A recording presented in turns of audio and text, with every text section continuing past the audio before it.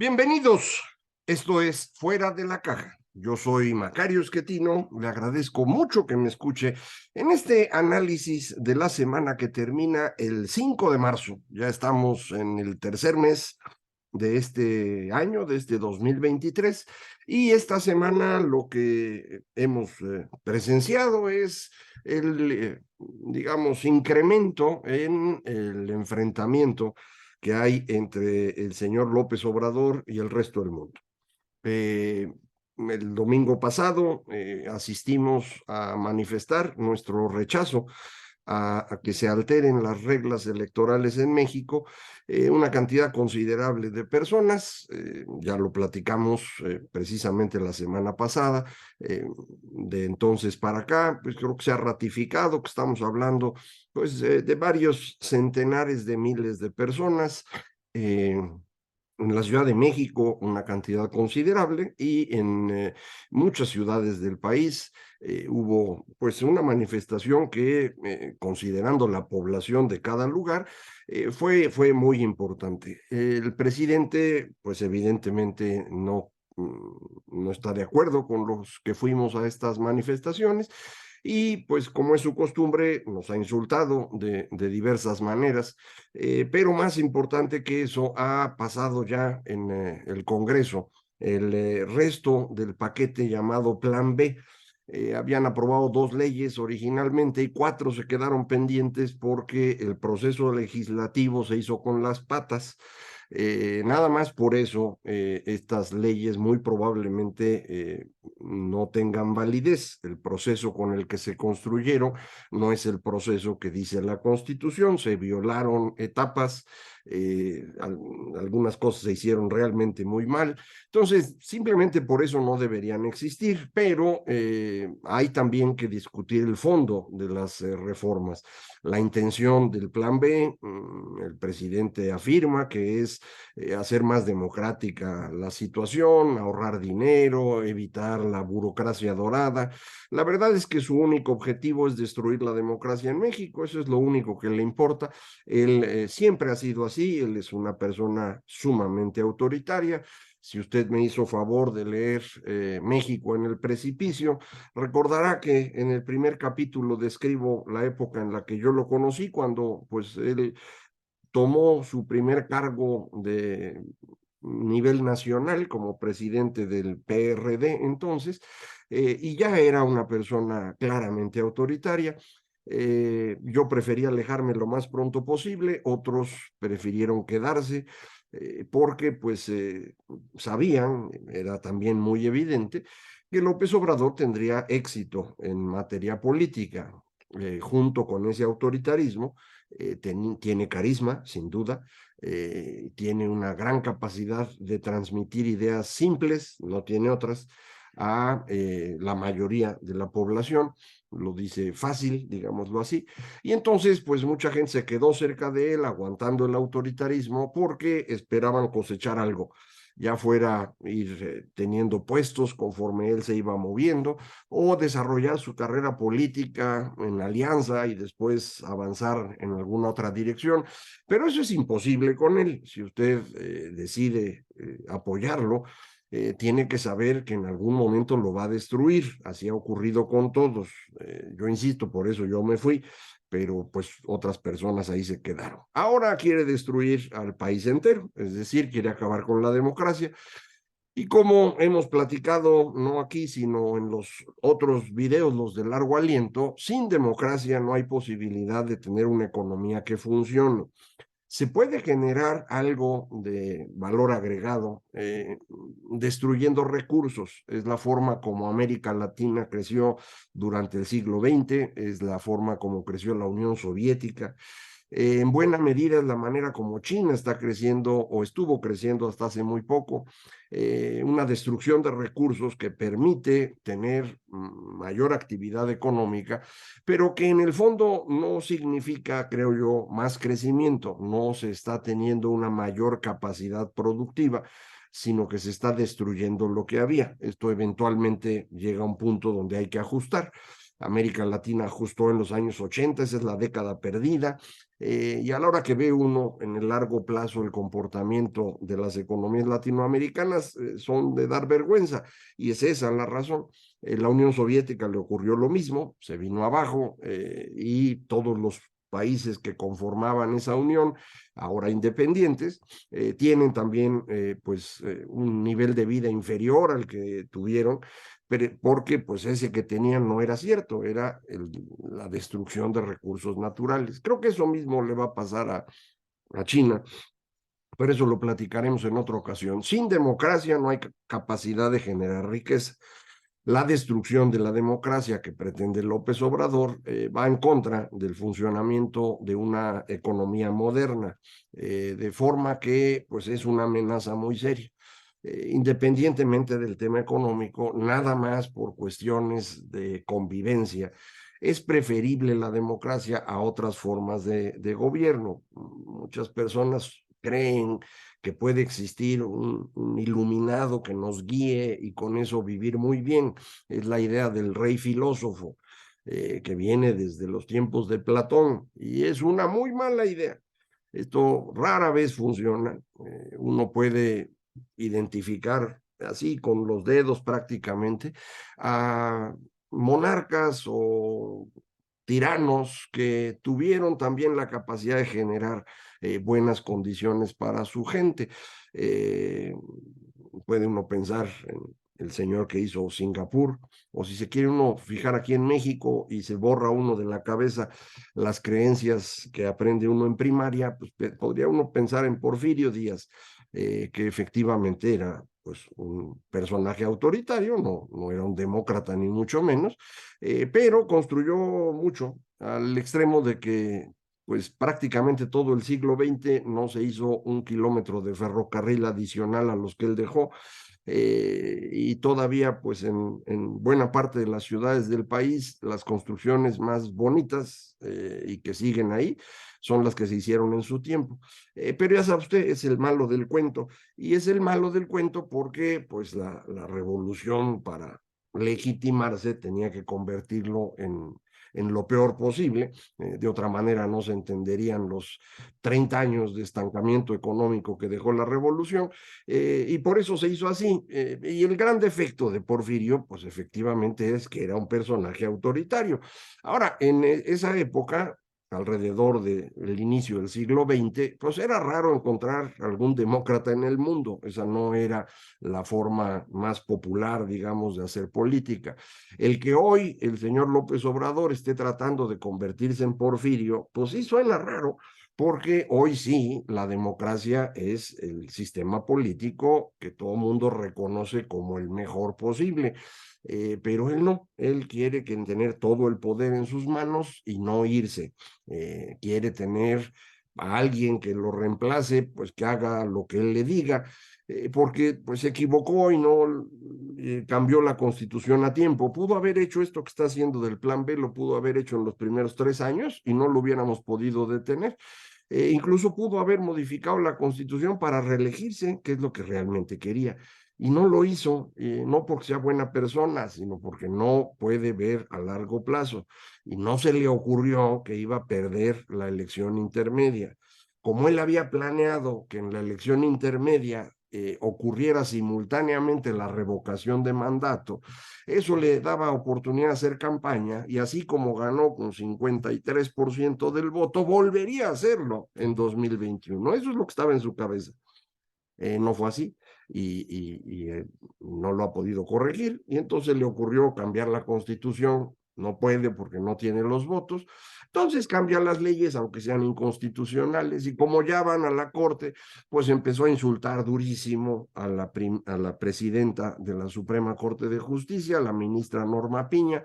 Esto ha provocado una respuesta fuerte de los abogados en general, de los jueces, del Poder Judicial, exigiéndole que se esté en paz.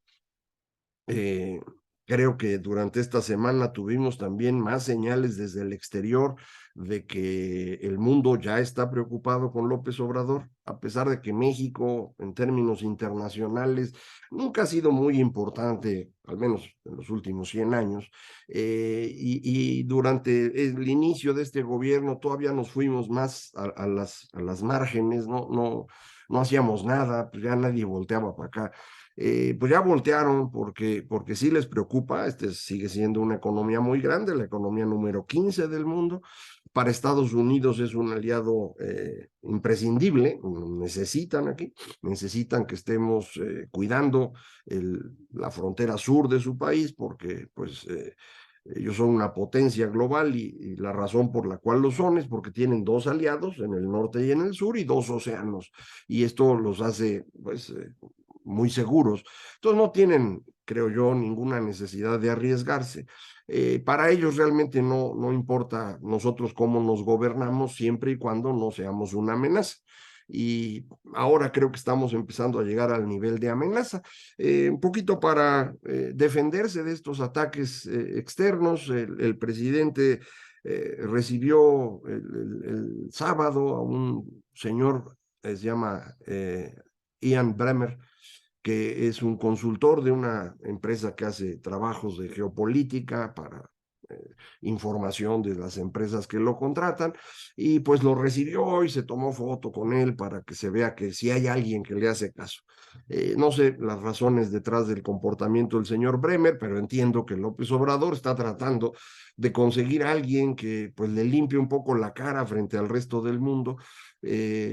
Me imagino que esto fue obra de Marcelo Ebrard, que ya sabe usted, él sí tiene pues, bastante conocimiento de cómo se mueven estas cosas, y pues debe haber logrado convencer al señor Bremer con una lana, me imagino, y vamos a ver qué evaluación final obtiene este señor. Pero los otros que han venido, vinieron a ver la manifestación, Ann Applebaum, Gideon Rachman, los corresponsales de los principales medios mundiales, la visión que tienen es coincidente todos ellos. López Obrador está tratando de destruir la democracia para mantenerse en el poder eternamente, ya sea él u otras personas de su grupo. Y esto es, me parece, lo que puede poner en riesgo la otra parte de México que está funcionando bien, que es la economía. No que esté funcionando bien todo, no puede ser si el gobierno está tomando malas decisiones, pero hay una parte de México que está conectada al mundo y esa parte está funcionando. Hemos seguido teniendo crecimiento en manufacturas de exportación, está creciendo todavía muy fuerte y por momentos hasta más fuerte que antes. El sector primario también orientado a exportación, las bayas, el aguacate, los animalitos, ahí estamos creciendo. Se ha recuperado muy fuerte el turismo, en particular de extranjeros, y siguen llegando remesas. Estas cuatro cosas son las que han funcionado en México en estos años. Y estas cuatro cosas generan muchísimos dólares, ya se lo platiqué alguna vez, y al generar esta gran cantidad de dólares, pues entonces es muy difícil que haya una depreciación de la moneda. Si a eso le suma usted que el Banco de México está tratando de frenar la inflación, elevando la tasa de interés incluso más rápido que la Reserva Federal de Estados Unidos, pues entonces hay un flujo de corto plazo de inversionistas que vienen a meter su lana aquí porque les pagan más que allá. Aún considerando los riesgos de ajuste cambiario. Por eso, la combinación de todo esto, el peso ya está debajo de 18 por dólar.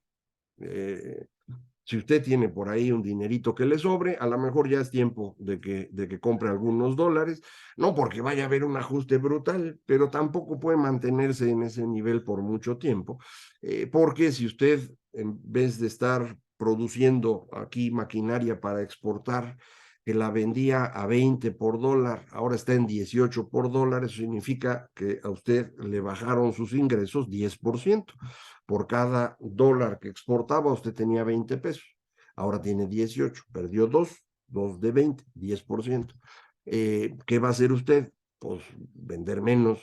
Si quiere seguir vendiendo al mismo nivel, lo que a usted le costaba 20 pesos y podía vender en $1, ahora si le cuesta 20 pesos, lo tiene que vender en $1.10.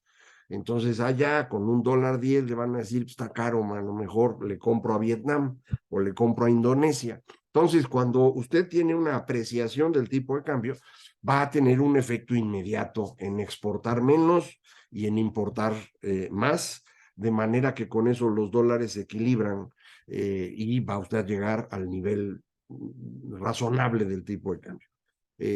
Cuando tiene usted tipo de cambio flexible, como lo tenemos hoy, estos movimientos pueden ser más o menos rápidos, sin ser bruscos. Va a depender mucho de lo que ocurra con las tasas de interés. Estas están jugando en contra del comportamiento que el mercado solito tendría para ajustarse al nivel razonable. Entonces, la celebración que hacen el presidente y muchos de sus seguidores del peso fuerte, pues es resultado de este comportamiento, insisto, una economía mexicana que no se mueve, salvo en actividades relacionadas con la exportación. Esas actividades relacionadas con la exportación que han seguido creciendo son las que reciben un nuevo impulso con el anuncio esta semana de la inversión de Tesla para hacer una fabricota. Ellos le dicen Gigafactory, eso en español es fabricota, que van a poner allá en Santa Catarina, Nuevo León, junto a Monterrey. 10,000 millones de dólares dicen que va a ser la inversión y dicen que la acaban en 9 meses. Vamos a ver si es cierto. Si es así, como han dicho varios en redes sociales, va a salir primero un automóvil Tesla de esa fábrica que una gota de gasolina de Dos Bocas. Por cierto, para que puedan seguir invirtiendo en Dos Bocas y el Tren Maya, el gobierno tiene un problema que ya habíamos platicado, no tienen dinero, realmente no tienen dinero. No se puede uno gastar la lana así como le ha estado haciendo López Obrador a lo tarugo. El dinero que va a las pensiones de viejitos, a las becas, que a mucha gente le fascina porque es justicia social y esos cuentos que aprendió usted en primaria, ese dinero tiene que salir de algún lado, sale de los impuestos de nosotros. Antes de que se los dieran a los viejitos, usaban ese dinero para comprar medicinas, vacunas, para poder tener estancias infantiles o las casas para defensa de mujeres, que está en este mes se celebra el Día Internacional de la Mujer, miércoles 8. Ese dinero se usaba para eso. Ahora ya no, ahora se lo dan a los viejitos. Entonces, pues se nos ha venido abajo el funcionamiento de la gestión pública. Se nota mucho en el caso de la Secretaría de Salud, se nota también en el Seguro Social, que ahora está tratando de reemplazar la tontería que fue el INSABI con su IMSS Bienestar. Va a ser una tragedia administrativa que otra vez va a hacer perder dinero y que va a dejar a la gente sin medicinas. Estos movimientos de recursos no son los únicos. Para poder sostener a Pemex, esta semana escribí en el Financiero más o menos las cifras, cómo andan. Le estamos metiendo a Pemex 500,000 millones de pesos por año. Eso es una tontería. Es decir, la idea de que fuéramos dueños del petróleo es que de ahí salieran recursos para poder financiar educación o salud o infraestructura. Pues no, al revés. No solo no sale dinero, nos está costando dinero. 500,000 millones de pesos. Si en vez de estar Pemex, los privados estuvieran sacando el petróleo, tendríamos 500,000 millones de pesos adicionales cada año. Con eso alcanzaría para pagar todas las pensiones de los viejitos sin dañar al resto de la economía o al resto de las finanzas públicas. Pero explíquele a López, a ver si un día lo entiende, es imposible. Entonces, estamos tirando el dinero allí. Como vamos tirando ese dinero, pues ya no alcanzó. El dato de enero de finanzas públicas muestra que no está alcanzando. El déficit de enero fue parecido al de diciembre, un poquito menor. Es frecuente que así ocurra. De hecho, muchas veces enero el déficit es mucho menor al de diciembre. En diciembre, acuérdense, hay aguinaldos y chivas de esas. Entonces, bueno, fue un poquito menor. Pero esto fue posible porque el gasto en inversión del gobierno se redujo a la mitad en enero contra enero anterior o contra cualquier mes del año pasado que usted quiera. Para poder cerrar este año más o menos como lo habían presupuestado, efectivamente van a tener que tumbar la inversión a la mitad de lo que estaban gastando. Si lo ponen ahí, va a ser el nivel más bajo de inversión de toda la historia de México. incluso en los años 90, principios de los 2000, la inversión fue baja en México, era la más baja entonces de la historia, entre 2,5 y 3% del PIB. Ahora tendría que bajar a 2% del PIB. No sé qué van a hacer, si van a soltar un poco más el déficit y por lo tanto endeudarse un poco más, o si van a preferir bajarle a la inversión. Bajarle a la inversión prácticamente implicaría no terminar ni Dos Bocas ni el Tren Maya este año. No creo que quiera hacer eso López. Dos Bocas ya lo inauguró, entonces tampoco importa. Pero el Tren Maya sí lo quiere ver y yo digo que no lo van a acabar nunca. Va a inaugurar un cacho, eso seguro. Yo pienso que desde Campeche hasta Cancún, pasando por Mérida, ese pedazo del tren sí lo pueden terminar. El otro es el que no veo que vayan a terminar y es el que está dañando muchísimo al ambiente. El otro tramo no era tan grave como este segundo.